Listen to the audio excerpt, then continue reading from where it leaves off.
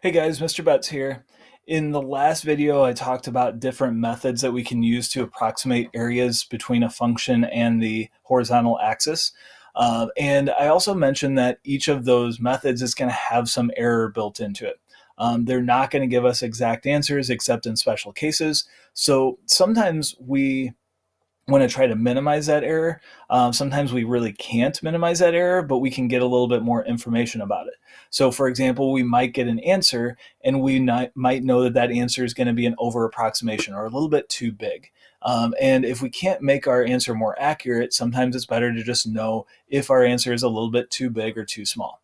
So oftentimes we're going to do one of these Riemann sums. So Riemann sum is what we're doing when we're approximating an area by splitting up into subintervals. And we're going to know that our answer is going to be a little bit off, but we're also going to be able to tell if it's going to be a little bit too big of an approximation or a little bit too small of an approximation.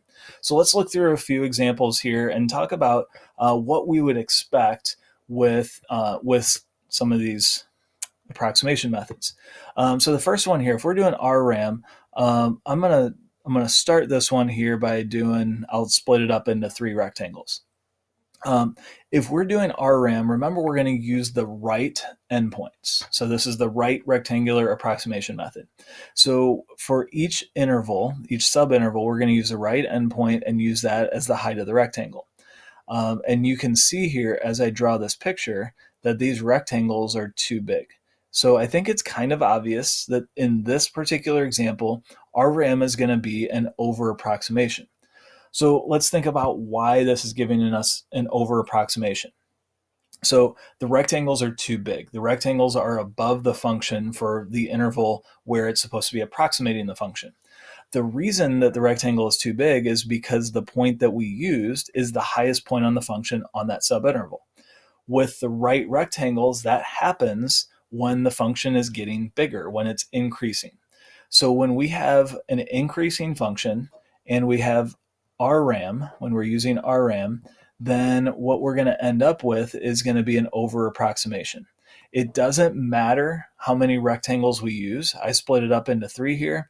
I could split it up into two rectangles and still the right endpoints are going to be bigger than all the other points on the interval, so these rectangles are too big. I could split it up into a bunch of little rectangles, and any one of these rectangles, if we use the right endpoint, it's going to be an over approximation. Now, notice that when I made my rectangle smaller, the over approximation is also smaller, but it's still an over approximation. So anytime we have an increasing function, the right endpoint is going to be higher than all the other points on the interval, and so that right endpoint is going to give us an approximation that's too big. On the other hand, with RRAM, if we have a decreasing function, I'm just going to draw what's called a Riemann sum rectangle. So the rectangles we're using are called Riemann sum rectangles. If I just draw one rectangle for one subinterval, and I'm using the right endpoint, this time this rectangle is too small. So we've got an under approximation. And the reason here is because on the subinterval, the point that I used is the lowest point on the interval. So because this is a decreasing function, I know that RRAM is going to be an under approximation. If we look at LRAM, you can probably start intuiting the answers here. So I'm going to draw one Riemann sum rectangle for just one subinterval here. Using the left endpoint as the height, this rectangle is going to be too small. So this increasing function, since it's increasing, the left endpoint is going to be the lowest point. So this, as an increasing function, LRAM is going to give us an under approximation. If we look at LRAM with a decreasing function, since we're using left endpoints, any subinterval that I choose, the left endpoint is going to be the highest point on that subinterval, so then we're going to get over approximation. So our rectangle is going to be a little bit too big instead of a little bit too small. So LRAM on decreasing functions is going to give us an over approximation. Okay, how about MRAM? So let's split this up into, say, three subintervals. And then I want to divide it right in half. So I'm going to use midpoint here as the height. And so using MRAM here, we're going to have a little bit too much here, and we're going to have a little bit too little here. And it does look like this part right here is a little bit bigger than this part right here, but it's really hard to tell. So with MRAM, it really doesn't matter if the function's increasing or decreasing. We really can't tell if it's going to be an over approximation or under approximation without doing a lot deeper analysis, analysis that's beyond the scope of this class. So when we're using MRAM, we don't know.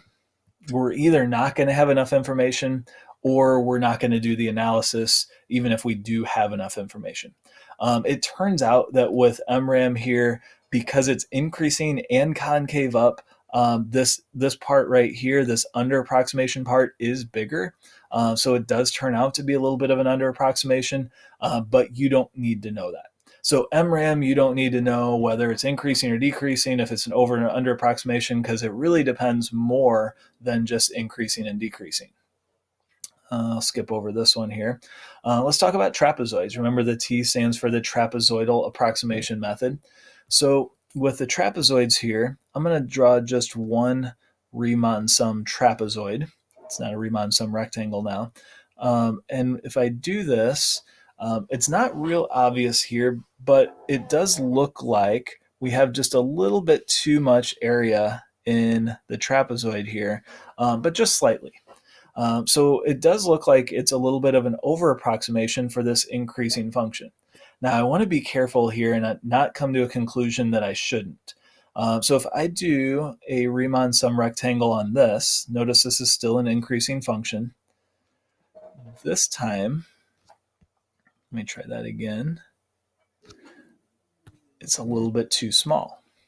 So we had an increasing function and it was an over approximation here, an increasing function that's an under approximation here. So increasing and decreasing don't really tell us anything for trapezoids. However, we can make a conclusion here. So I want to point out that this does have to be an over approximation, and to emphasize it, I'm going to make my trapezoid a little bit bigger. I'm just going to use a whole interval, one trapezoid, to approximate the whole thing. Notice that the side of the trapezoid that I just drew is entirely above the graph of the function. It's not because this function is increasing, but it's because the function is curving in an upward direction. It's concave up. So since the graph of this is concave up, then that means that the graph falls below the straight line, and trapezoids are going to be an over approximation.